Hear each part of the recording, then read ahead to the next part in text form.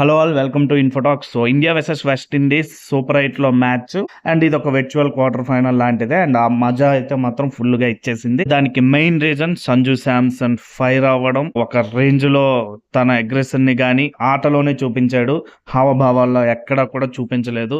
Excellent game display అనేది మనం చూసాము. సో సంజు శాంసన్ ఒక T20 ఇంటర్నేషనల్స్ లో ఇలాంటి పర్ఫార్మెన్స్ అంటే సెంచరీస్ ఉండొచ్చు, 50s ఉండొచ్చు, ఏవైనా ఉండొచ్చు.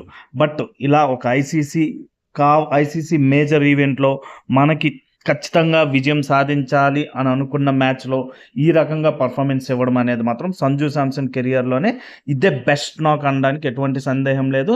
అండ్ T20 వరల్డ్ కప్ ఇంటర్నేషనల్స్లో ఇది one of the best knock డెఫినెట్గా. ఎందుకు అంటే ఒకవైపు నుంచి వికెట్స్ పడుతూ ఉన్నాయి, ఆఫ్ కోర్స్ అందరికీ స్టార్ట్స్ వస్తున్నాయి, బట్ వికెట్స్ మాత్రం పడుతూనే ఉన్నాయి. బట్ ఎక్కడా కూడా ప్రెజర్ లేకుండా క్యాలిక్యులేటివ్గా అక్కడక్కడ షాట్స్ కొడుతూ స్ట్రైక్ రొటేట్ చేసుకుంటూ ఎక్కడా కూడా తడబడినట్లు అస్సలు మినిమం కూడా కనిపించలేదు. అంటే వచ్చిన బ్యాటర్స్ స్టార్ట్స్ వచ్చాక అవుట్ అయిపోతున్నారు, బట్ సంజు శాంసన్ మాత్రం అవుట్ అవ్వట్లేదు. అలా స్కోర్ని తీసుకెళ్తున్నాడు. 50 balls-లో 97 runs, well deserved century. But century రాలేదు. బట్ ఎక్సలెంట్, ఇది సెంచరీ కంటా కూడా ఈ 97 runs అనేది ఎక్కువ. 190+ టార్గెట్లో 97 ఒక పర్సన్ కొట్టాడు. అండ్ అది కూడా ఎక్సలెంట్ స్ట్రైక్ రేట్తోని. ఎక్కడా కూడా వికెట్స్ పడుతున్నా కూడా స్కోర్ బోర్డ్ ప్రెజర్ అవతల వచ్చిన న్యూ బ్యాట్స్మెన్ మీద రానివ్వకుండా తనే ప్రెజర్ తీసుకొని హ్యాపీగా మ్యాచ్ని విజయం సాధించాడు. బట్ అంతకుముందు ఏం జరిగింది అంటే ఇండియా టాస్ గెలిచింది. ఇండియా టాస్ గెలవడం అనేది చాలా రేర్. ఇండియా టాస్ గెలుస్తుందని నమ్మకం అసలు ఎవరికీ లేదు, బట్ నిన్న గెలిచింది. ఇండియా ఇన్ కేస్ టాస్ గెలవకపోయి ఉంటే మాత్రం ఈ మ్యాచ్ స్వరూపం ఎలా ఉండేది అన్నది కొంచెం డౌటే. మేబీ 90% ఇండియా మళ్ళీ పుల్ చేసి విన్ అయి ఉండేదేమో, బట్ ఇంకొంచెం ఎక్కువే కష్టపడాల్సి ఉండేది. ఇప్పుడు కూడా కష్టపడింది, కానీ అది సంజు శాంసన్ ప్రతిభ వలన మనకి కష్టపడినట్టు ఎక్కువ కనిపించలేదు. ఎందుకంటే సంజు శాంసన్ ఈజీగా ఈ విక్టరీ మనకు వచ్చింది అనేలా ఆ పర్ఫార్మెన్స్ ఇచ్చాడు. సో ఎందుకు ఇలా మాట్లాడుతున్నానంటే, ఇన్ కేస్ మనం ఫస్ట్ బ్యాటింగ్ చేసి వెస్టిండీసే సెకండ్ బ్యాటింగ్ చేసి ఉంటే డ్యూ ఫ్యాక్టర్ అనేది వెస్టిండీస్కి మైనస్ అయింది వాళ్ళు సెకండ్ బౌలింగ్ చేస్తున్నప్పుడు మన బ్యాటింగ్లో. సో ఇదే ఫ్యాక్టర్ మనకు కూడా వచ్చేది. అండ్ వరుణ్ చక్రవర్తి వాళ్ళు ఫస్ట్ ఇన్నింగ్స్లో బౌలింగ్ చేసినప్పుడే 4 ఓవర్స్లో 40 runs ఇచ్చి 1 wicket తీశాడు. వరుణ్ చక్రవర్తి 4 ఓవర్స్లో 40 runs ఇవ్వడం తప్పు కాదు, బట్ 40 runs ఇచ్చాడు అంటే వరుణ్ చక్రవర్తిని రిస్క్ తీసుకొని ఆడినప్పుడు వికెట్స్ రావాలి, బట్ 1 wicket వచ్చింది. వరుణ్ చక్రవర్తి బౌలింగ్ చేస్తున్నాడు, 4 overs 40 runs ఇచ్చాడంటే మినిమం 2 to 3 wickets ఉండాలి. బూమ్రాని కూడా లాస్ట్ ఓవర్ చాలా గట్టిగా ఆడారు, బట్ మిగతా 3 overs చాలా బాగా వేయడం వలన అక్కడ 200 దాటకుండా ఆగింది. అండ్ అక్షర్ పటేల్ వికెట్ తీయకపోయినా కూడా చాలా ఎకనామికల్గా బౌలింగ్ చేశాడు, అది కూడా ప్లస్ అయింది. బట్ ప్రతి బౌలర్ని కూడా వాళ్ళు ఎక్కడో ఒక దగ్గర టార్గెట్ చేసి కొట్టారు. అండ్ వెస్టిండీస్ బ్యాటింగ్ లైనప్ అనేది ఆ టైప్ ఆఫ్ బ్యాటింగ్ లైనప్. వాళ్ళు 10th batsman వరకు కూడా వచ్చిన వాళ్ళు వచ్చినట్టు హిట్టింగ్ చేయగలిగే కెపాసిటీ వాళ్ళకు ఉంది.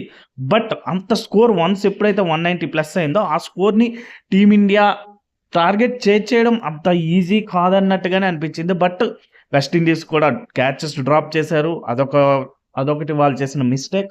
అండ్ డ్యూ ఫ్యాక్టర్ కూడా కొంచెం మనకు బాగా కలిసి వచ్చిందని చెప్పాలి. బట్ ఇవన్నిటి వల్ల సంజు శాంసన్ నాక్ ఏమీ తక్కువ కాదు. సంజు శాంసన్ నాక్ అనేది డెఫినెట్గా కొన్ని సంవత్సరాలు బాగా మాట్లాడుకునే నాకే. ఎందుకు అంటే ఆల్మోస్ట్ క్వార్టర్ ఫైనల్ లాంటిది ఇది. ఎవరు గెలిస్తే వాళ్ళే సెమీస్కి వెళ్తారు.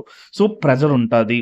ముఖ్యంగా సంజు శాంసన్ మీద ఇంకా ఎక్కువ ప్రెజర్ ఉంటుంది, ఎందుకంటే తను సెంచరీలు కొట్టుండొచ్చు, సౌత్ ఆఫ్రికాలో కొట్టాడు సెంచరీస్, చాలా సెంచరీస్ అన్నీ చేశాడు. బట్ తనకి ఇప్పటివరకు ఈ వరల్డ్ కప్ ఎడిషన్లో ఎప్పుడు కూడా ఛాన్స్ రాలేదు. లాస్ట్ టైం వరల్డ్ కప్ అంతా ఉన్నాడు కానీ ఒక్క మ్యాచ్ కూడా ఆడలేదు, బట్ టైటిల్ నెగ్గాము. బట్ దానికి సంజు శాంసన్కి చాలా డిసప్పాయింట్మెంట్ ఉంటుంది, ఎందుకంటే తను ఆ వరల్డ్ కప్లో ఒక్క మ్యాచ్ కూడా ఆడలేదు. బట్ ఈ వరల్డ్ కప్లో ఇన్ కేస్ ఇండియా టైటిల్ గెలిచినా దాన్ని సగర్వంగా హ్యాపీగా ఫీల్ అవ్వడానికి సంజు శాంసన్కి ఒక బెస్ట్ నాక్ ఉంది.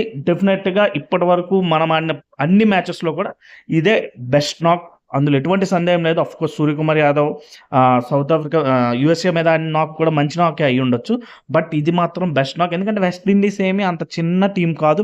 అండ్ వెస్టిండీస్ వాళ్ళ బోర్డు వలన వాళ్ళ ప్లేయర్స్ కరెక్ట్గా పర్ఫార్మెన్స్ ఎప్పుడు ఇవ్వరు, కానీ వాళ్ళ ప్లేయర్స్ అందరూ కలెక్టివ్ ఎఫర్ట్తో పర్ఫార్మెన్స్ ఇస్తే వాళ్ళు ఎలాంటి టీంనైనా పక్కకు నెట్టేయగలరు. ఇప్పటికే ఆ క్యాపబిలిటీస్ వాళ్ళకు ఉన్నాయి.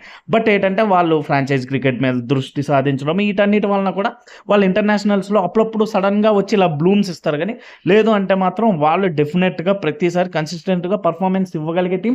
అండ్ వాళ్ళ బౌలింగ్ యూనిట్ చాలా బాగుంది. బట్ వాటన్నిటిని కూడా సంజు శాంసన్ తిప్పికొట్టాడు. అండ్ మనం ఎప్పుడైనా బాగా కష్టపడితే లక్ ఫ్యాక్టర్ అనేది మన వెనకాతల వస్తది అనడానికి ఈ డ్యూ ఫ్యాక్టర్ అని గాని, క్యాచెస్ డ్రాప్స్ అనేవి గాని మనకి బాగా కలిసొచ్చాయి. అండ్ అది వెస్ట్ ఇండీస్‌కి ప్రతికూలంగా మారాయి. సో, ఓవరాల్‌గా excellent victory. And Abhishek Sharma గురించి ఒక వీడియో అయితే సెపరేట్‌గా చేయాలనుంది. తన ప్యాటర్న్ అయితే మాత్రం అందరూ కూడా కనిపెట్టేశారన్నట్టుగా నాకు అనిపిస్తుంది. అండ్ సూర్యకుమార్ యాదవ్ ఎక్కడైతే మెయిన్ మ్యాచ్ ఇది తప్పక నెగ్గాల్సిన మ్యాచ్ అన్నప్పుడు సూర్యకుమార్ యాదవ్ చాలా ప్రెజర్‌కి లోనవుతున్నట్టుగా నాకు అనిపిస్తుంది. 2023 50 ఓవర్స్ వరల్డ్ కప్ ఫైనల్‌లో ఎంత ప్రెజర్ ఫీల్ అయ్యాడో నిన్న కూడా అంతే ప్రెజర్ ఫీల్ అయినట్టుగా నాకైతే అనిపించింది. అందుకే తను అవుట్ అయిపోయాడని అనిపించింది. సో, సూర్యకుమార్ యాదవ్ ఆ ప్రెజర్‌ని గెయిన్ చేయాల్సిన అవసరం ఉంది. ఎందుకంటే తను ఇప్పుడు కెప్టెన్. ఓన్లీ ప్లేయర్ మాత్రమే కాదు, కెప్టెన్ కూడా. సో, సూర్యకుమార్ యాదవ్ ఖచ్చితంగా దాన్ని అడ్జస్ట్ చేసుకోవాలి. ఎందుకంటే ఇంకా మనకి 2 బెస్ట్ నాక్స్ రావాల్సిన అవసరం ఉంది. అందరు ప్లేయర్స్ దగ్గర నుంచి కలెక్టివ్ ఎఫర్ట్ రావాలి. మనం టైటిల్‌ని ఇంకోసారి నెగ్గాలి అంటే. So, all the best to team India and hats off to Sanju Samson. ఎన్నో సంవత్సరాల కష్టం. నా బీటెక్ ఫైనల్ ఇయర్ ఎప్పుడో థర్డ్ ఇయర్ అనుకుంటా. 2014 థర్డ్ ఇయర్, ఫోర్త్ ఇయర్ ఆ టైం కరెక్ట్‌గా అది. ఆ టైంలో సంజు శాంసన్ ఎప్పుడో ఛాంపియన్స్ లీగ్‌లో అంటే బిగ్ బాస్ లీగ్‌లో గెలిచిన టీమ్స్, ఐపీఎల్‌లో గెలిచిన టీమ్స్ వీళ్ళన్నీ కలిపి ఒక లీగ్ ఉండేది. అందులో ఎక్సలెంట్ పర్ఫార్మెన్స్ అజింక్య రహాన్‌తో కలిపి. అప్పటి నుంచి టీమ్‌లోకి ఎప్పుడొస్తాడు అనుకుంటే ఎప్పుడో సడెన్‌గా రావడం, ఎప్పటినుంచో రావాలని అనుకోని రాలేక, ఎప్పుడో సడెన్‌గా వచ్చిన అవకాశాలను సద్వినియోగం చేసుకోకుండా అన్నీ చేసుకొని వన్‌డేస్‌లో ఎంత పర్ఫార్మెన్స్ చేసినా కూడా ప్లేస్ కరెక్ట్‌గా లేక, టీ20స్‌లో పర్ఫార్మెన్స్ ఇస్తున్నప్పుడు కూడా కొన్నిసార్లు ప్లేస్ సాక్రిఫైస్ చేయాల్సొచ్చి ఇవన్నీ అవుతూ లాస్ట్‌కి అనుకోకుండా మళ్ళీ టీమ్‌లోకి రావడం వల్ల సో, ప్రతీదీ తనకి హెల్ప్ అయింది. రింకు సింగ్ వాళ్ళ ఫాదర్‌కి ఇబ్బంది రావడం, రింకు సింగ్ వెళ్ళడం, రింకు సింగ్ ప్లేస్‌లో సంజు శాంసన్ రావడం, వచ్చి మెరిపించడం. నిన్న ఇలా మనకు కావాల్సిన మ్యాచ్‌లో ఎక్సలెంట్‌గా పర్ఫార్మెన్స్ ఇవ్వడం. సో, సంజు శాంసన్‌కి తన హార్డ్ వర్క్ తగ్గట్టు ఇప్పుడు లక్ అయితే లైన్‌లో నిల్చుంది. సో, ఖచ్చితంగా Sanju Samson hats off. And తన కష్టానికి ఇప్పుడుకి ఒక గుర్తింపు కరెక్ట్‌గా వచ్చింది. అండ్ ఇంకా 2 బెస్ట్ నాక్స్ తను రావాల్సి ఉంది తన నుంచి. అప్పుడు ఇంకా తన ప్లేస్ అనేది మరొక 4 ఇయర్స్ వరకు టీ20స్‌లో ఖచ్చితంగా ఉంటది.